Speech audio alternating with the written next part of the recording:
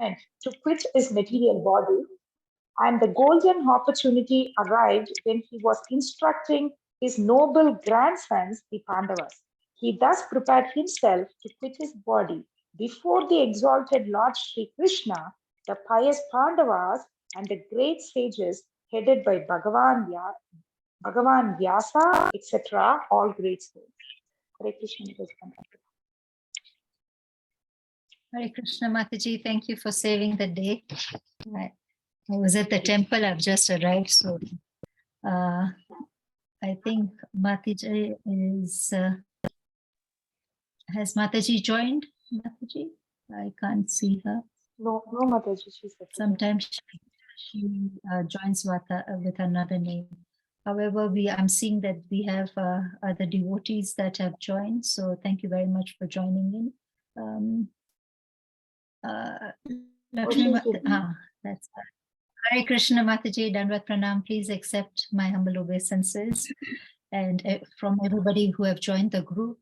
Mataji, we are reading the Srimad Bhagavatam. We are on Canto 1, Chapter 9, and the text for today is text 29, and I'm handing over to you, Mataji. Hare Krishna. Okay, thank you, Mataji.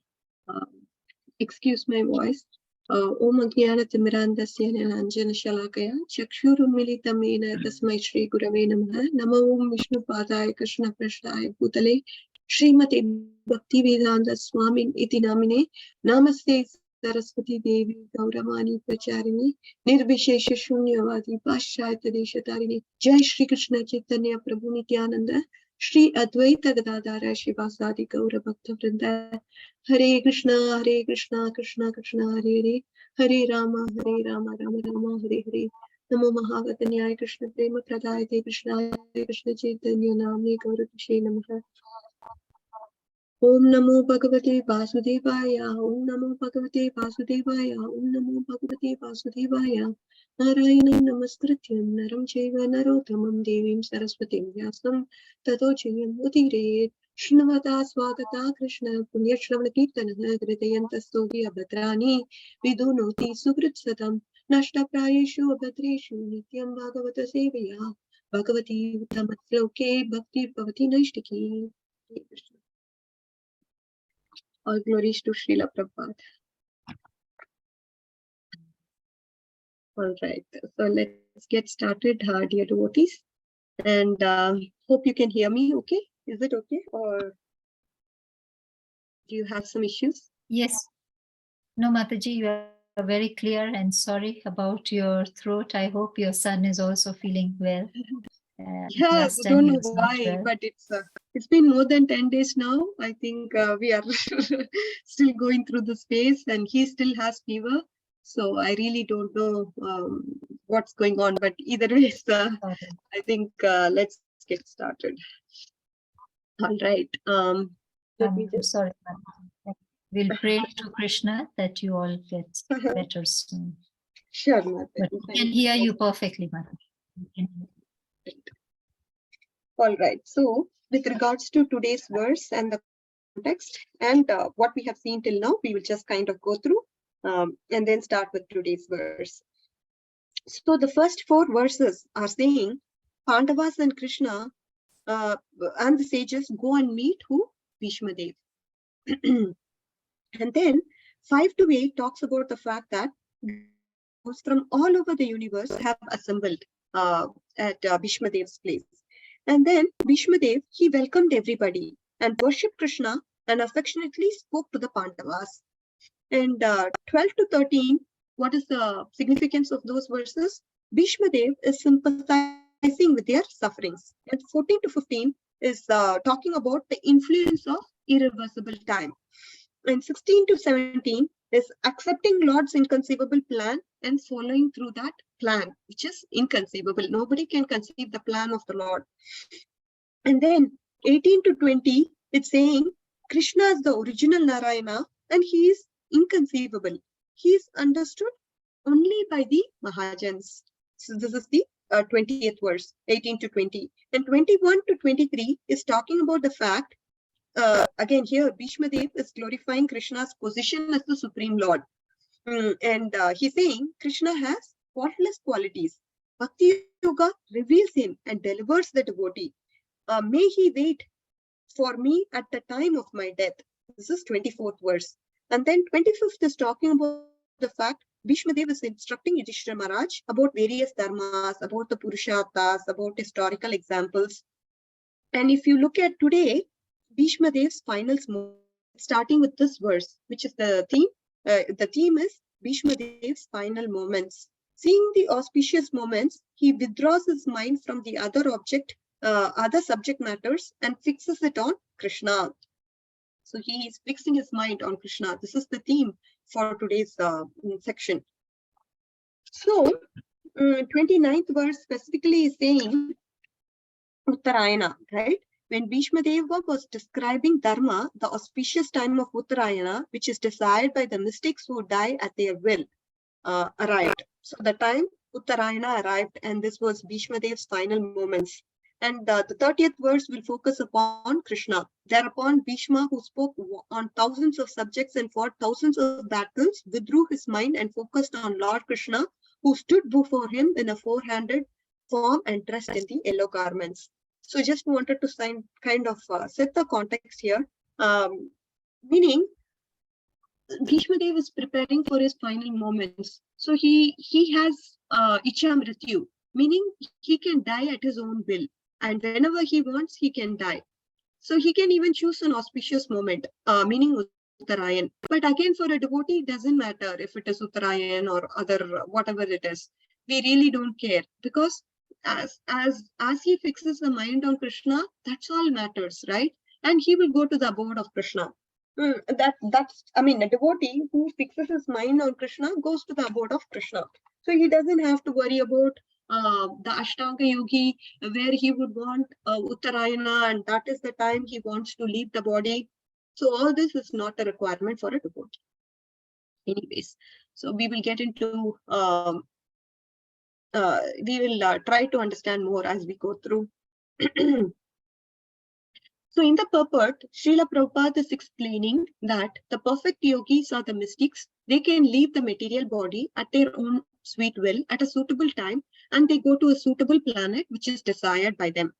So they look for an auspicious time, and they have that time. What they do is they have full control over their senses, and the body is obviously made of senses. What do? These yogis, they completely control their senses, and they're able to fix their attention on a particular destination that they want to go to. So Prabhupada also mentions this is a great science, and science is not taught in ordinary schools or colleges or modern day education system. This is not taught. It's practically unknown. Only the learned scholars, they know about it. Only the Ashtanga Yogis, especially when we talk about Uttarayan and all, the Ashtanga Yogis only know. And even in the 8th chapter of Bhagavad Gita, we see the self-realized souls who have exactly identified themselves with the interest of the Supreme Lord can generally leave the body, material body, during the time of the fire of Lord's effulgence, when the sun is on the northern horizon. And thus they'll be able to go to a place which is beyond this material sky, which is Param Vyoma, in the spiritual world. So the material sky is what we can see with our eyes. And when we understand there are so many planets in the material sky, you can imagine this material world is just 1/4, and the spiritual planets are 3/4. So imagine the spiritual sky, how unlimited it is. And specifically, we are talking about the spiritual sky, which is illuminated by Lord's personal bodily effulgence of Lord Krishna, which is Brahma Jyoti. And this is where the Ashtanga Yogis are targeting to go. And for that, an auspicious time is required. And as I told you,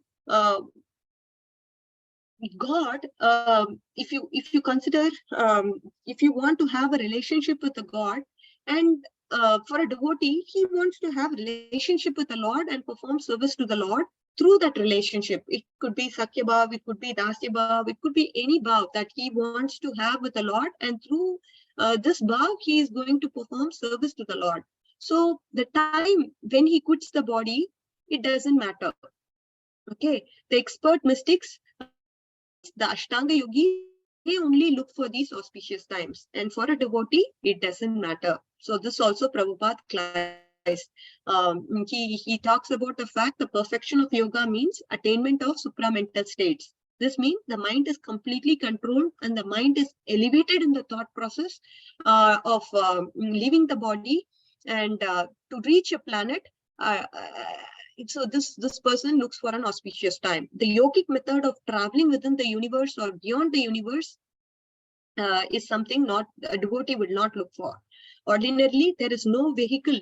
I mean, he's also talking about the fact that the material vehicle that we all talk about, right? In the modern day spacecraft, there are rockets, there are Sputniks. It can take you only up to a certain destination, but you can't go to the sun planet. Why? Because you don't have, first of all, the body required to go to the sun planet. You are living in the earth planet, so you have a body suitable for the earth planet. And you can't go to the planets that are beyond your vision. This is the problem with the modern day vehicles, the spacecrafts, and so on and so forth. So, with regards to the pure devotees, the Bhagavad Gita says there is no need to quit the body at an auspicious time. So, when it comes to Ashtanga yogis, they have to quit the body at an auspicious time in order to go to the spiritual world for eternal life of bliss and knowledge. But those who are bhakti yogis, are pure devotees, like Bhishma Dev, they don't have to quit the body at the auspicious time. Still, Bhishma Dev had an opportunity to choose a time. And see, since I told you, he has Ichha Mrityu and he had the option to choose. So might as well choose a favorable time, isn't it? But again, we have to be distinctive about the fact that for a devotee, this doesn't matter. Okay? All right. So this is about today's purport. I mean, I just kind of briefly talked about today's purport. And I thought of going over the section of why Bhishma Dev was situated in the side of Kauravas. What is the point? Why is Bhishma Dev, what is he trying to prove by being with the Kauravas? He is a good devotee. We are saying he's pure and all that, but we still say he's on the side of Kauravas. So what is this contradiction? Why is he there situated with the Kauravas? Why? I mean, we all have these questions, right? I mean, the thing is, we say Bhishma Dev is a very good devotee. He's a pure devotee of the Lord, and he always thinks about Lord Krishna, and he's waiting in the deathbed for Lord Krishna to arrive. So given all these statements, why couldn't he have made the decision to stick with the Pandavas instead of Kauravas? Do you all have an answer for this question before even I get into the part of the lecture? I wanted to ask you to see if you have any thoughts about why Bhishma Dev is on the other side of Kauravas, knowing that they are for adharma. Why couldn't he have made the decision other way? One way or the other. Yeah. Hare Krishna, Mataji. No, Mataji, keep it on, Mataji, please. Okay, Mataji, I can try and then you can try. So Bhishma Pitama had made a vow that he will protect the throne. So the current person on the throne were the Kauravas. So he wanted to protect them. He wanted to protect the throne by being on their side, and especially, and also that he had been eating their salt. It says that I've been so need to be loyal to the person whom I'm eating the salt of. Hare Krishna. Yes, wonderful, Mataji. Thank you. All right. Hare Krishna, Mataji. I am not here, but Bhishma Dev, as he is an exalted devotee, obviously Krishna's plans are very secretive. Nobody knows what's the purpose, as you explained in your earlier session. But Bhishma Dev knows that something Krishna is going to teach out of him. So even he is an exalted devotee, if he is on adharma, definitely he is going to fall, no matter what. So I think that's what he got to know, and he stayed there and stayed for Krishna's plan. That is absolutely the reason, Mataji. That is absolutely the reason. Wonderful. Yes, Panchali Mataji. Hare Krishna Mataji. Yes, I think I was going to say what Lakshmi Mataji said, that, Bhishma Dev, I mean, both what Kritika Mata said, that's also right, but it's also the inner meaning around Bhishma Dev was a great devotee, so he allowed Krishna to get into a different rasa. So just like, you know, with the Hiranyakashipu, he experienced the virasa. So similarly, Bhishma Dev knew that Krishna had his plans and wanted to. So he actually, by remaining on the Kaurava side, he was serving Krishna because that was the will of the Krishna, and he just and Krishna wanted to glorify his greatest devotee by showing how even being on the other side, one can come across as being a great devotee. Absolutely. Very, very well said, Panchali Mataji. And what Kritika Mataji said, that's also an external reason. Definitely, that is also true. It's also a true statement. Of course, we cannot deny the fact. But these two are the internal reasons. Whatever Lakshmi Mataji and Panchali Mataji said, those are the internal reasons for why Bhishma Dev is on the side of Kauravas. So we will look into understanding this particular point in more depth, because it's very difficult. See, we go through so many things during our day-to-day lives, isn't it? And if we were to surrender to Krishna, it is so difficult. It's not an easy task. We may say surrender, but then this word surrender is loosely spoken and loosely assumed, because the surrender is not easy. Because of our conditioning, this surrender is not at all easy. But we have to just pray to Krishna so we can surrender. Even that act of surrender cannot be done by us independently. That's the point. We cannot. It's just, we have so much programmed and we want to act based on our programming, and we don't want to change it. And even if we want to change it, it's just a struggle because of all the anarthas. So it becomes so difficult at the end of the day to surrender to Krishna. And this is what we are going to see. What is specifically Bhishma Dev, about Bhishma Dev, we'll try to understand and dive into the episode more. So the Battle of Kurukshetra is a great mystery. How Bhishma Dev is one of the 12 Mahajans, one of the supreme authorities, who's devotee of Krishna, and why is he fighting on the side of Adharma? I wanted to take this theme. Why he did not choose on the side of Yudhishthira Maharaj? Yudhishthira Maharaj, as we all know, they are all pure devotees. They have surrendered their body, mind, and words to the Lord. And Duryodhana, he was a great politician and a very formidable warrior. And Duryodhana, although, if you look at him, with regards to Duryodhana specifically, he had some good qualities, but there was envy in his heart. The envy specifically of the great souls, and greed, which is not meant for himself. Time and again, what we find is that anyone who envies a great soul, eventually all the person's good qualities, all his fortunes are going to be vanquished if he is going to envy the person who's a pure devotee of the Lord. If you fall down, if you say, for example, if you take intoxication, if you eat meat, if you began to gamble, all these are abominable things, and we have to suffer the consequences of these, no matter what. If you're going to eat meat, you see, whatever you're eating, you will become that in your next life. It's as simple as that. Whatever you do in this life is going to come back to you in the form of karma, if you're a non-devotee. And if you're a devotee, if you're a striving sadhaka, Krishna will definitely help you come closer to his lotus feet. This is what we saw. And now, see all these.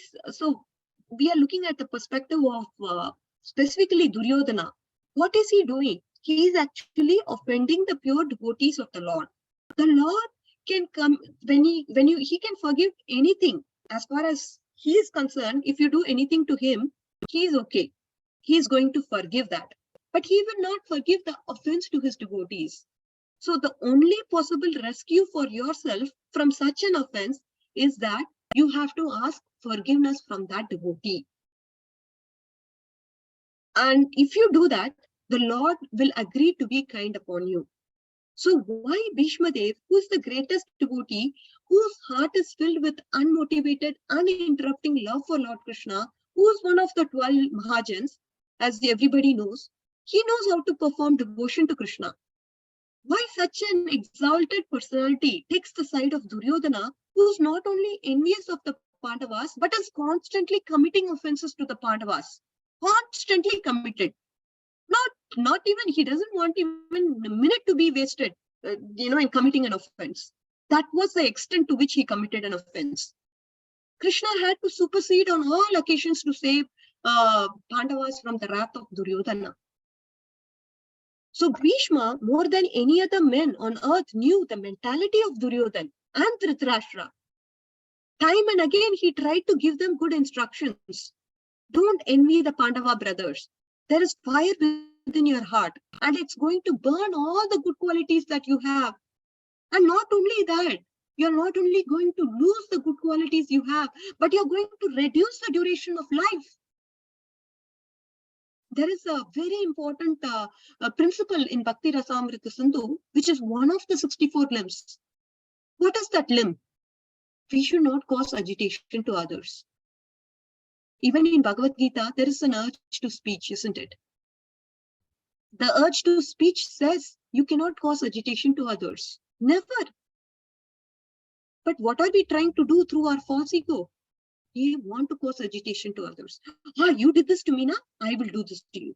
I will make sure you suffer 100 times more than what I suffer now. This is the mentality of the body or mind, my dear devotees. This is not a mentality of a devotee. A devotee is dasanu, dasanu, dasanu, das. He has to explicitly show the mood of humility. And when he's showing this attitude of creating anxiety to others, what does this mean? Anudveka karam vakyam, satyam priyam hitam chayat. The urge of speech says we cannot cause agitation to others. We have to speak truth, satyam vada. We have to be pleasing.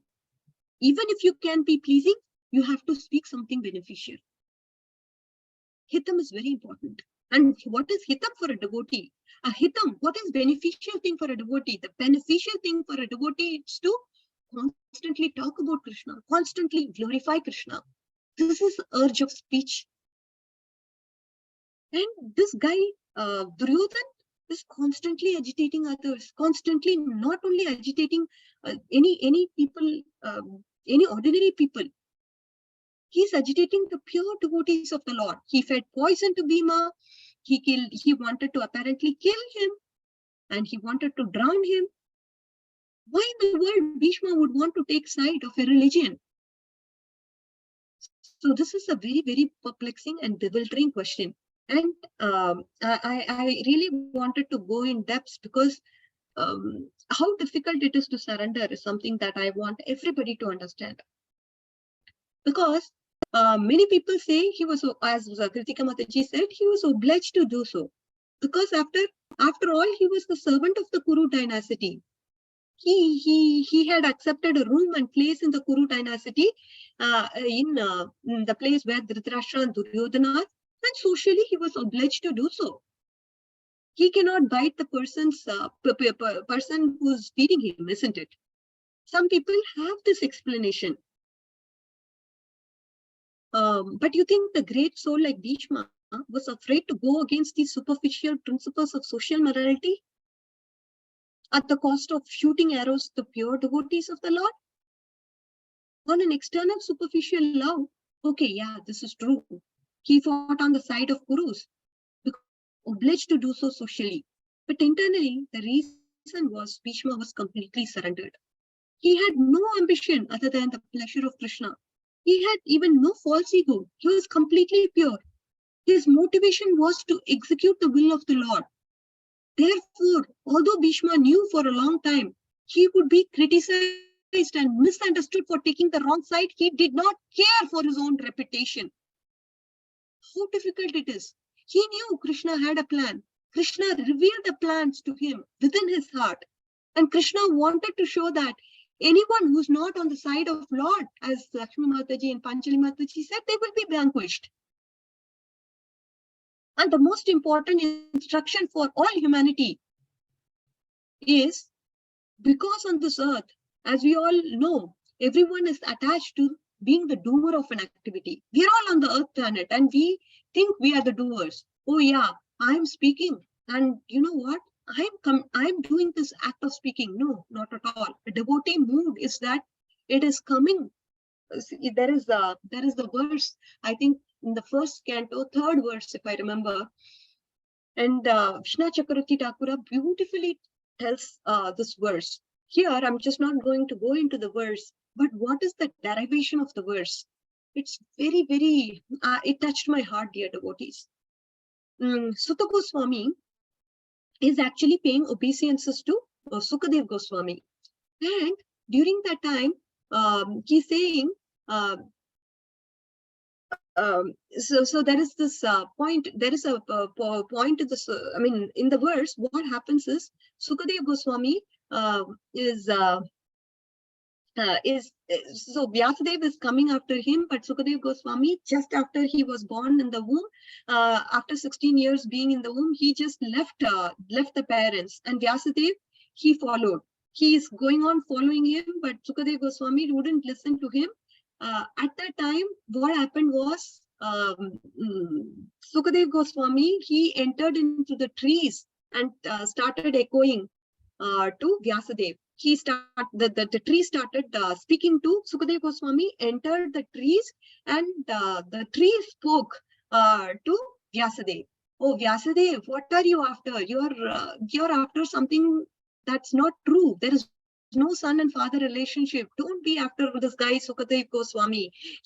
There's no son. Everything is illusion in this world. So don't be after him. Don't be after him.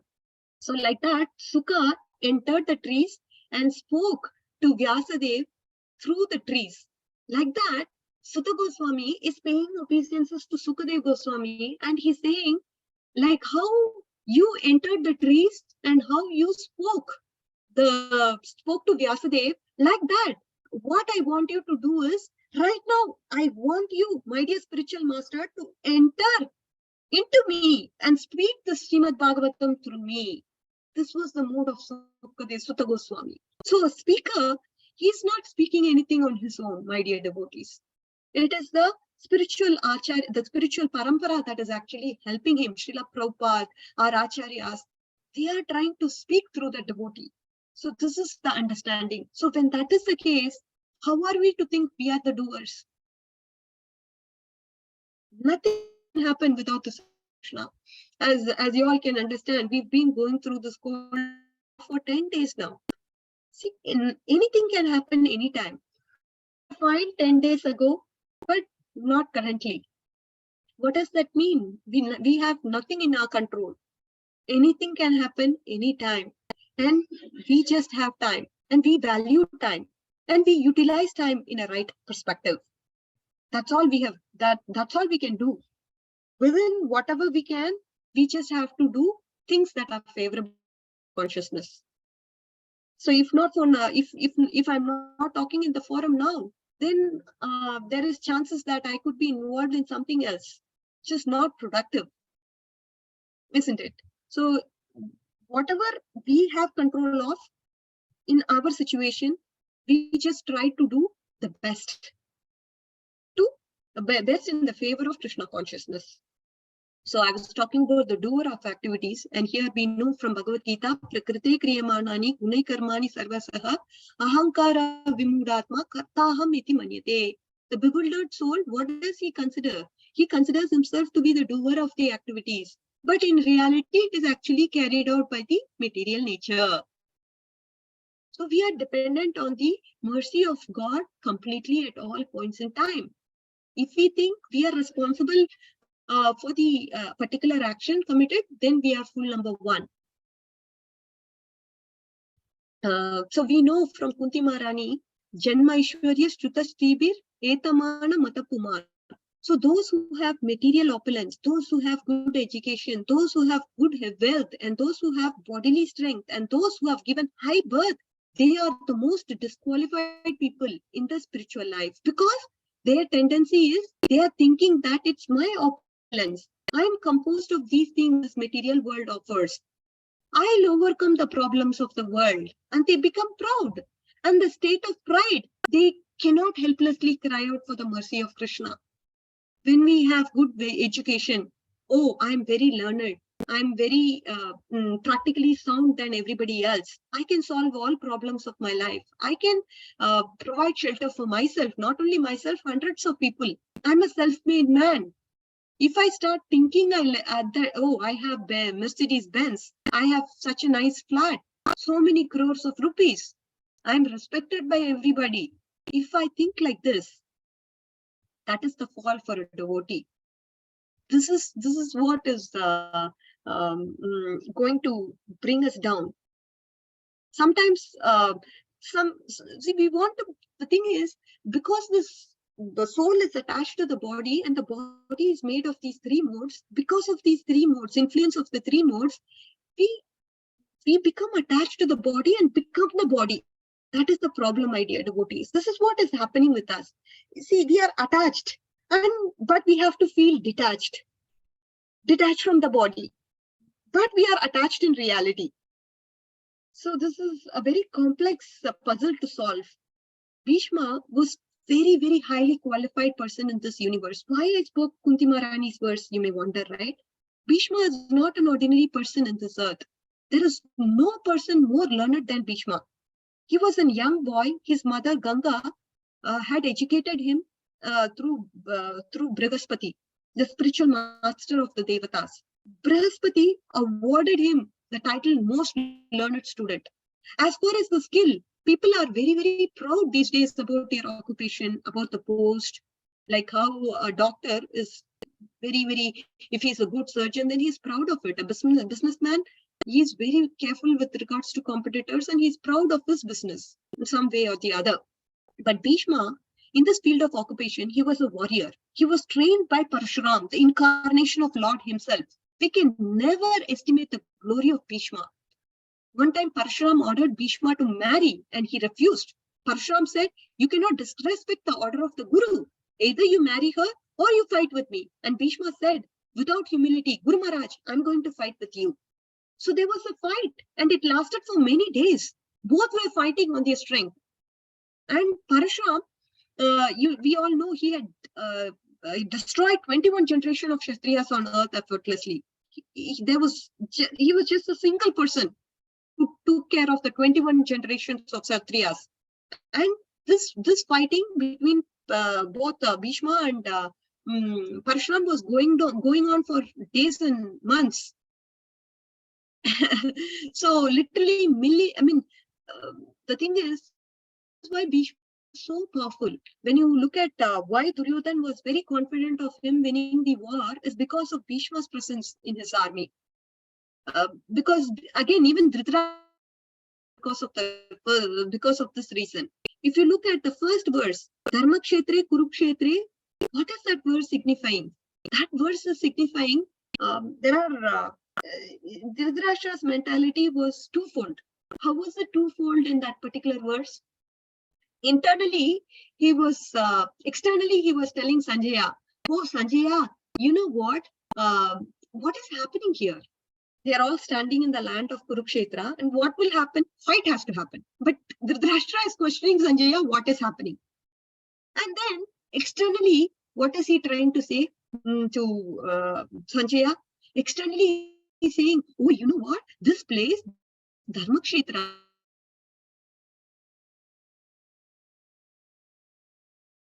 Dharmakshetra means anything can happen, are there, and we have Pandavas also, because this place has a particular effect of instilling Dharma. My sons are going to change their mind. They are going to become good people, and they are going to say, yeah, come on, Pandavas, we'll have a peace agreement, and we are willing to give how much ever land you want. Maybe they will come to an agreement like this. And he already knows Pandavas are very good people, and they will accept the proposal. Dhritarashtra was thinking. But internally, he was thinking, you know what? These people, we really want to fight against the Pandavas. We want to fight. I want Duryodhan to fight and get back his kingdom and get the fame. And on top of everything, we have Bhishma on our side. Why? If we have Bhishma on our side, I'm sure Arjuna is going to be defeated. So definitely we have to fight. This was the confidence of Dhritarashtra. Dharmakshetre, Kurukshetre. So internally he was having one mood. When he was portraying to Sanjaya, he was like, yeah, something can happen, some change, miracle can happen, and all of a sudden something can change. I really don't know. But internally he was wishing, no, we have Bhishma on our end, and this battle has to go. And Arjun will definitely lose the battle, and we will get the kingdom, and we will get fame. This is what Dhritarashtra wanted internally. The first verse of Bhagavad Gita talks about how important it is for Bhishma to be on the side of the Kauravas. And because of that, it gave the Kauravas confidence that they would win. This is Bhishma's power. And Parashuram, he admitted, he embraced Bhishma with tears in his eyes. He said, I am proud of you today. We both fought. And Parashuram had empowered all the secrets to Bhishma. A guru can only install mercy to a devotee, isn't it? So like that, he instilled all, whatever he knew, he gave that to Bhishma. And finally, Bhishma simply said, all right, Guru Maharaj, you have won. And Parashuram, that moment, felt so proud of having the most powerful warrior in this universe. And he embraced Bhima with the tears in his eyes. There is no one glorious than you, Bhishma. You're the most learned. You're the most powerful person. You have all the virtues, and at every respect, you have everything. Whatsoever I can ask for, you have that qualities in you. And Krishna, what did he do? Therefore, he chose Bhishma as this person to set example. However great you are, if you are not devoted to the service of Krishna, if you are against the will of Krishna, no matter whichever side you are going to be vanquished. Therefore, Krishna wanted Bhishma, who had all material skills. This person is having all the skills anybody can think of. And this person, even this person, if he is not on the Krishna, a materially qualified person who has all type of, you can name it, that person has that skill.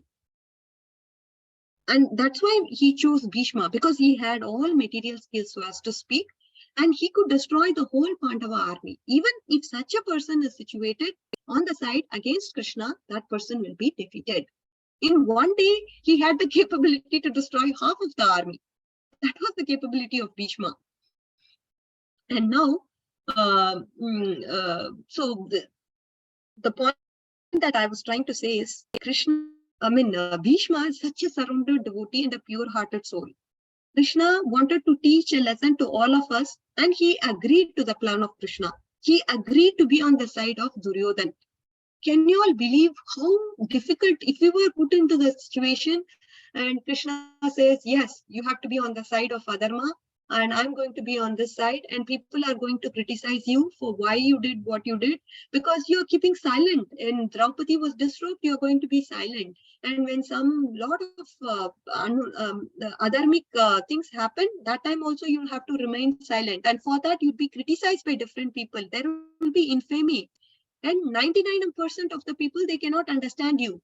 And 99% of people will not be able to understand what Bhishma did. It's similar.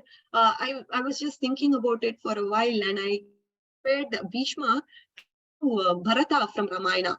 Even Bharata, he had to go through so many trials and tribulations in his life. Nobody understood Bharata's heart internally in Ramayana as well.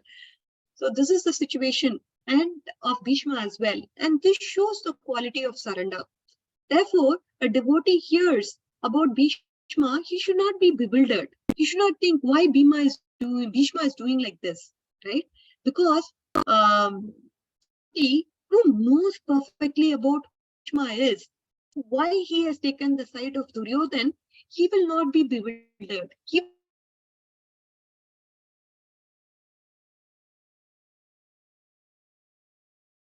Bhishma is doing, like, about why he did what he did, simply to show compassion to the humanity. He was the topmost compassionate human being in this earth. He was willing to sacrifice he was willing to sacrifice everything for the sake of Krishna, just to help us understand. Yes, as Mataji said, This is why Krishna did what he did. And if you are against God, you are going to be destroyed. Therefore, we have 1.2.13, which says, Atapumbi Dvijashreshta Varnashrama Vibhagasaha Smanustutasya Dharmasya Samsiddhir Haritoshanam. Whatever occupation you do, the only purpose should be to please Krishna. If Krishna wants you on the wrong side, if that's what pleases him, then that should be the life and soul. This is what Bhishma is explaining. No one can understand the plan of Krishna. Even the greatest philosopher, they will be bewildered by the plans of Krishna. And the plans of Krishna can be misunderstood. Because factually, unless a person has knowledge on the Shastras, that is coming from the bona fide spiritual master, they cannot understand what is taking place. Understanding Shastras from the lips of a pure devotee is what we need. And Bhishma is taking the side of Duryodhana, then we will be like bewildered. If Shastra don't give us an explanation, then we will be bewildered. Only through our Acharya's guidance and training, we are able to, through the purpose of these great souls, our Acharyas and Srila Prabhupada, we are able to understand the meaning. Otherwise, we will be misinterpreting. And we will be thinking, yeah, Bhishma is just another ordinary guy who's like somebody in the material world. But that's not the case, isn't it? So how much of gratitude we must have for our Acharyas and Srila Prabhupada is something that I learned through these words as well. Now, so Chaitanya Mahaprabhu said, my dear Krishna, if you want to embrace me, Aslishyava Padaratam Pinastumam, that's the last verse of Shishtastakam. If you want me to be broken-hearted, if you want to do anything to me, do it, no problem, because I am your servant. In a similar mood, Bhishma is lying in the bed of arrows. He's lying there for months. There are so many arrows, and as I told you, you can't even put a finger between the two of them.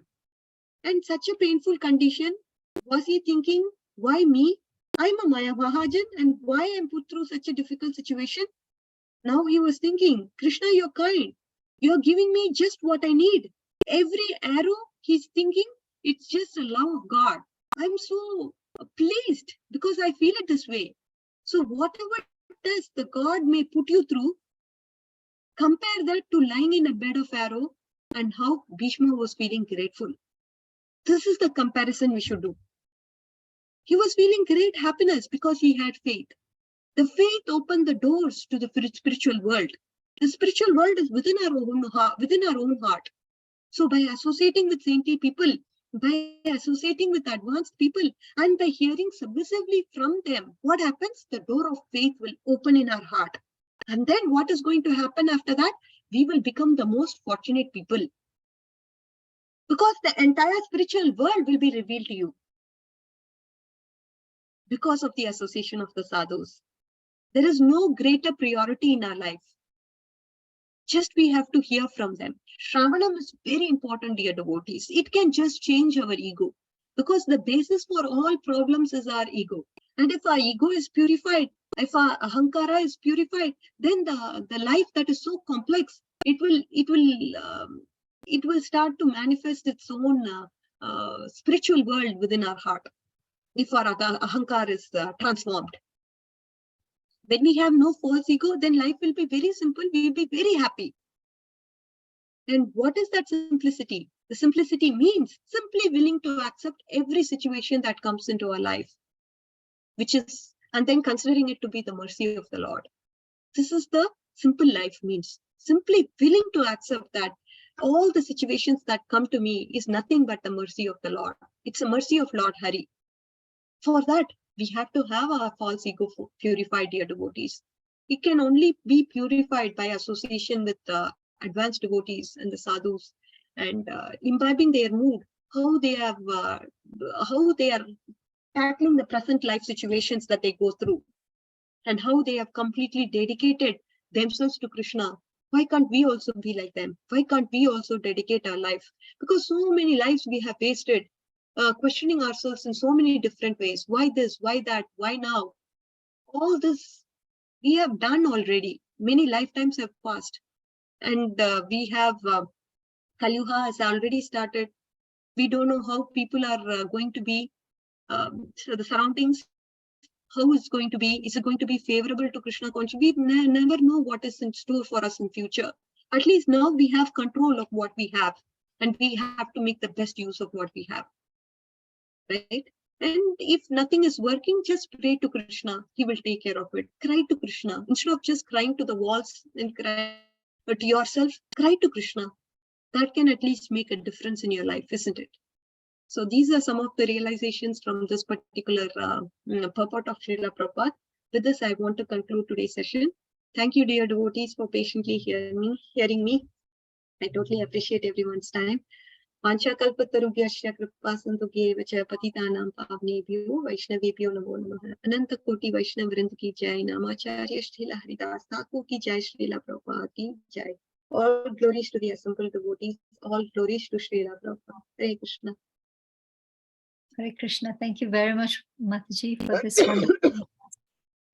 And in spite of not feeling so well, you joined us and spoke so enthusiastically about the position of Bhishma Dev and how, in spite of him not going to be misunderstood, he took this task. So thank you so much for this wonderful session, and also inspiring us to say that any situation that comes is a mercy of the Lord. If we see any of the situations like that, then I think we will have nothing to complain about.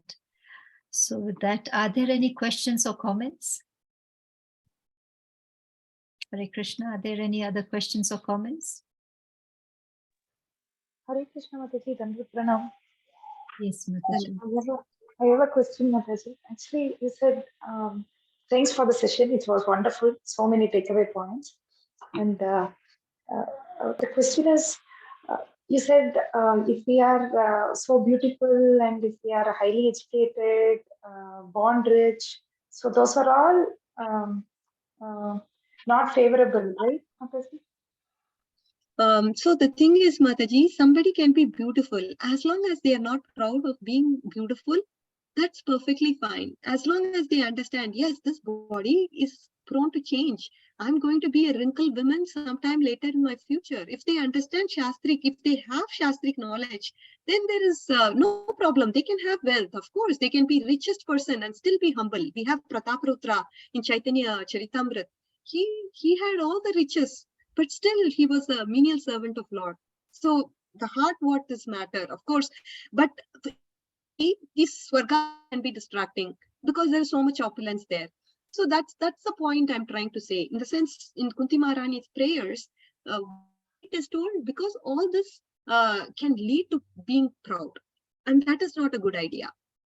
If a person has these things and still he is humble, then that is the point. No problem. He can have it as long as he understands, oh, I should not be proud. I should utilize it in the service of the Lord. I should understand beauty that I am given is only temporary. It's going to stay with me just for a short period of time. After some time, I'm going to become old. If he has this Shastrik knowledge in him, if he understands, oh yeah, I have this wealth, then this wealth has to be used in the service of the Lord. And as much as possible, I'm having that detachment. I'm just given this for some period of time. And Krishna is the owner, real owner. If he has in him, then he can have whatever he has, no problem.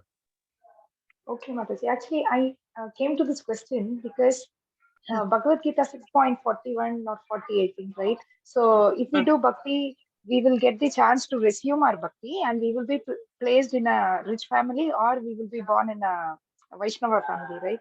So that's what my doubt was. So if that's an obstacle, then why God has to do it when we do a bhakti in next birth, he can give a, so basically, I hope you got my question. Yeah. So that is the 6th chapter of Bhagavad Gita, specifically meant for an Ashtanga Yogi, Mataji.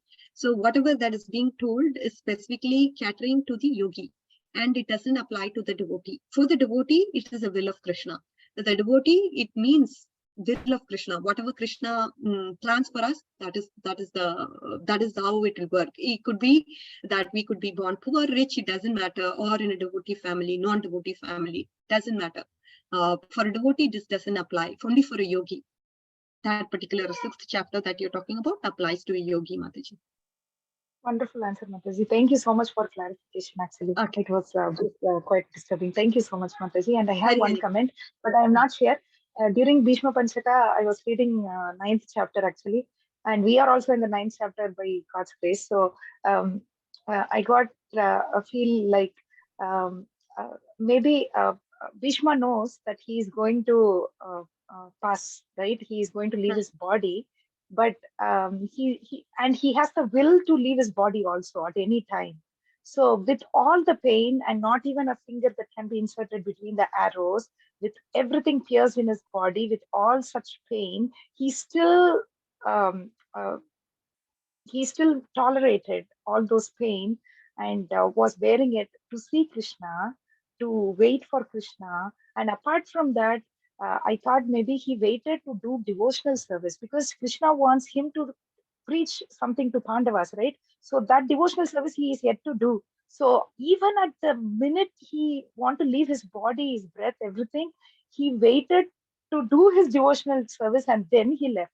So I thought maybe that's a big one that because if we are feeling unwell and if I know that I'm going to leave the body, I will leave at the first point itself. Why I have to suffer and then leave the body, right? But he still tolerated everything just to preach Pandavas. So just a realization that I got, Mataji. I'm not sure whether I'm right or wrong, but I thought of sharing. You are right, Mataji. In the sense, he waited for that.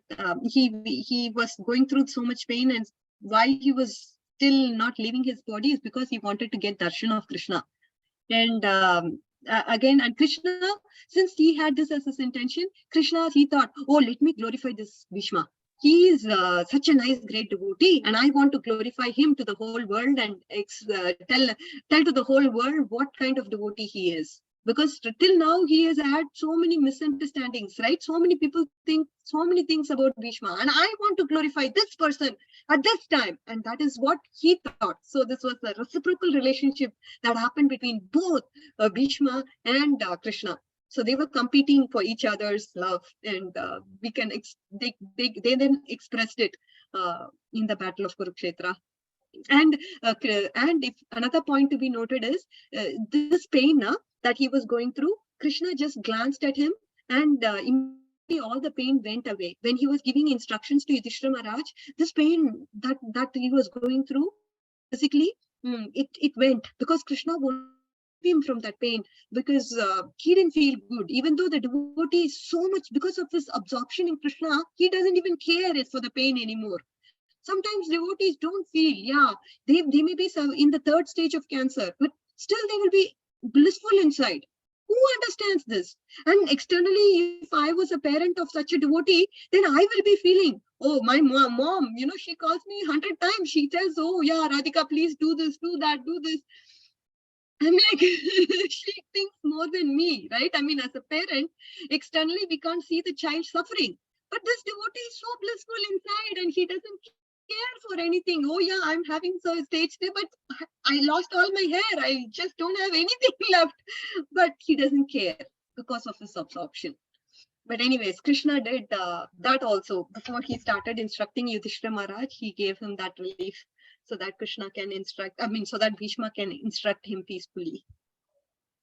Wonderful. Thank you so much, Mataji. Hare Krishna. Sure. Hope you recover Hare soon, Krishna. Mataji. I was praying like these preachers has to live with good health. Maybe we materialist karmis, we can get some of your things, Oh, but no, you Mataji. preachers have to give many I'm things, in the Mataji. same boat like you guys. It's all because of Kritika's Mataji's grace. I'm here in the call, but other than that, I have no qualification whatsoever. But thank you so much for the love. I'm very indebted to this group of devotees. I really don't know. I really love all of you all. And I really feel blessed to be in this group, Mataji. Thank you so much. I'm like everybody else, and sharing Krishna consciousness. That's all. Hare Krishna. Hare Krishna, thank you so much, Mataji, for all that humility. You have just taught us another lesson as well. All your actions, all your words, and all your thoughts are really teaching us a lot. Are there any other questions or comments? there are no questions or comments, I will hand over to Path Prabhuji, who is the pillar of this group, and because of him, we are doing what we are doing. So all glories to Path Prabhuji, and I can't say anything more now. Hare Krishna. Not like that, Mataji. It is everyone's cumulative effort for everyone. Hare Krishna. Thank you very much, Radhika Mataji, for your nice class. Also, you very nicely explained about the glories of the Pitama Bhishma, how he was committed to the throne, by the dynasty, and the same time also he was a Bashu. We know that one. And by the course of, by some things, he came here and he know what is going on. It is nothing to be hiding. He knows where is Krishna, there is a victory. He know that one. But how he supposed to deliver? Because he passed so many years, almost 300 years. He want to go back to his kingdom, Vasupa planet. So that is the region. So that it is external region, like already you described, external and internal region. Also, he was a Vasu, and he want to go back to his home. He want to be constantly servant of a Krishna. He was highly elevated there, the Vasu planet. So that is the reason, so that he is the opposite part of the Krishna's mercy or Krishna's willing. Otherwise, how will be killed and how will be delivered? So that is the thing. And so that he is just taking a part, like opposite this one. Also, we can see sometimes also Vidura, but he was not, although he was in Kaurav sides, but he leaves everything. Sometimes also, but he not leave. There's something is there, because we cannot understand, like it was told, Vaishnava Kriya Mudra Vigyana Bujhai. It means what is Vaishnava doing? Even if a learned person cannot understand what is going on behind it. Maybe that is something region. Maybe it is Krishna's plan to show how the devotees there. He's glorifying devotees, like Mataji already telling, oh, I come to you in front of you and glorifying. That is the, because they are all are the highly platform. Like even Ramayana, when Ravana was killed by Rama. Also, Lakshmana and Vibhishana, they come assembling here, and he requests Ravana, please give me some Radha Dharma. Although he was God, everything. So that is the glory of the God also. And we know Ravana is the internal associate, Jay and Vijay. Everybody knows. So, but he want to glorify each and every moment. Krishna or God want to glorify his devotee. That is the reason. So now the Pitama Bhishma is taking this part, this route, according to the script of the Krishna. That is nothing else. That is the thing. Thank you very much, Mataji, for your class. Also, thanks all the devotees for joining here, for your cumulative effort and your precious time you are devoted here to learning Bhagavatam. So we are thankful, everyone. Hare Krishna. So I request all the devotees, please join. Please unmute and chant Hare Krishna mantra. Please join. Hare Krishna, Hare Krishna, Krishna Krishna, Hare Hare, Hare Rama, Rama Rama, Hare Hare. Vancha kalpatarubhascha kripa sindhubhya patitanam pavanebhyo vaishnavebhyo namo namaha. Srila Prabhupada ki Jai. Har Grace Radhika Kasturi Mataji ki jai. All glories to the assembled devotees. All glories to Srila Prabhupada. Thank you, Path Prabhuji, for your beautiful summary. Hare Krishna. Hare Krishna. Thank you, Mataji. Thank you, Prabhuji. Hare Krishna. Hare Krishna.